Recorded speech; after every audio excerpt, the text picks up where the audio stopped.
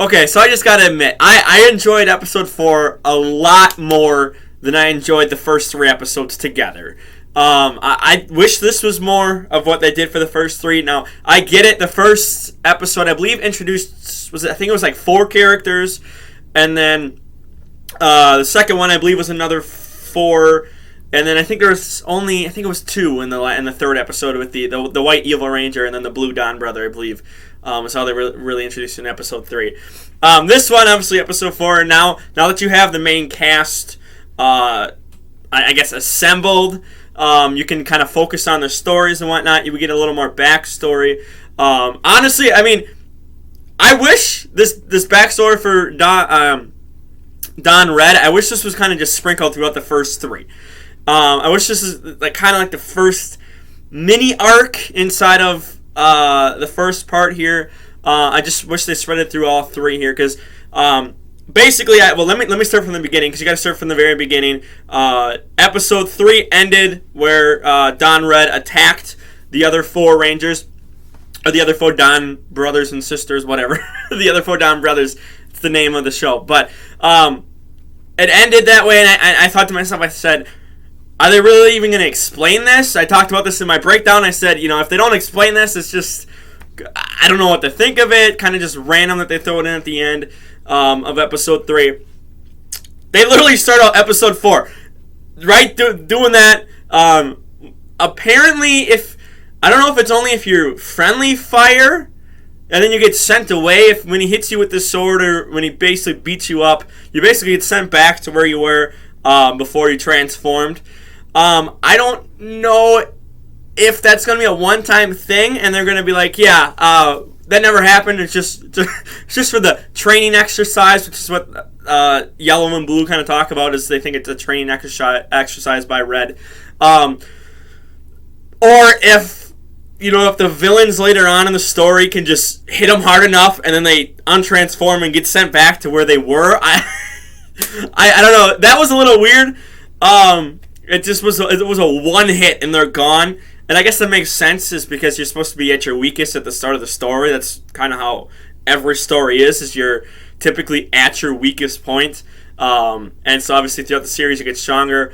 But we'll see. Maybe that might come back, might not. If it's friendly fire and stuff like that, like if that's how they, like, the villains kind of deflect attacks onto the other Don brothers, I think that'd be kind of interesting. Just keep it friendly fire. But I'm glad they explained it. Totally fine with the explanation there. And again, except where we don't know if it's only friendly fire when they get hit. But so then that wraps up. Essentially, get the intro, and then we get right into the main plot for this week, which is a chef who wants to be the best. I don't know the translation for it here. It's like a rice ball type of thing. God, I don't know. I think it's onigiri. That's how you. I think onigiri is how you say it. I think that's how you say it. But it's rice that has. I think the one in this episode, I think it was like a hot pepper in the middle. I think is what it was, and then it's kind of wrapped in seaweed. And so basically the story is the Don Pink and Don Red are trying to better this restaurant, and Don Red just comes in, just does his thing, says, hey, this is an 80%, or sorry, an 80 out of 100. It's not passing. Go out and test everyone else's. And so the head chef does that, or the owner, who's also the head chef, goes out and does that, and then the 2 workers who, I mean, it's very clear to see that it's like any worker nowadays, any young worker, they're just sitting on their phones, just zoned out, not caring about work and whatnot. And so he basically whips them into shape. They're doing push-ups outside the thing. He's like stretching their backs and whatnot, trying to make them more flexible so they can, so they can clean the floors better and faster. And they had this little gag of Don Red just like flies, and they're just saying he's flying across the floor back and forth. It's like, okay. And then we get the whole speech from Pink where he's like, I've never really had anything work out for me, and I want to try to change that now. I want to change myself for the better and whatnot. And so he starts, getting motivated. He starts doing it too. He starts doing the work, or not a workout, but a training exercise to basically clean the shop. Starts helping out and doing that too. And while that's going on, we also get the Yellow Dawn. She goes and talks to the guy in the prison, which is, it's like a space prison, I guess. I don't know. It's like a different dimension prison. But he's the only one there, so he's got his own special area essentially. She goes and talks to him again, and she's like, I went and talked to Don Red. I went and found Momotaro, and he just beat me up. And then the guy's like, yeah, well, he's essentially wants to be perfect. And they get to his backstory here, and again, I wish this was sprinkled in throughout the first 3 episodes here. They basically sprinkle in, or they just tell us flat out everything, like, hey, when he was a kid, like, he used to try to tell people, like, hey, don't fold your laundry this way, do it this way, or build your toys this way. I think it was like Gundam is what one of the kids had. Something with the bikes, and they didn't show everything. It was kind of a montage of, hey, you're doing it wrong, do it this way, type of thing. And eventually, the people around him, he lives in like an apartment area, and so all the people go on to the street, or it's like a little side street, and they start protesting. And this kid is like, yeah, they're throwing a party, woo! It's like, yeah, look at the party, Dad. Like that must be for me, woo! So he didn't realize it, and eventually everyone moves out of the apartments, and he's essentially left alone. And, that's when he realized, like, hey, like, I went too far. I tried to tell people to do things my way. Which, at first, when they first started the cutscene and, he's helping, like, fold the laundry and whatnot, I'm like, okay, well, he's a perfectionist. I thought they're going to build off of that. But then they're saying, because he's a perfectionist, that he's driving everyone away, and he's essentially doing it his way. So, it took a right turn when I thought it was going to take a left, and I'm totally okay with the direction it went.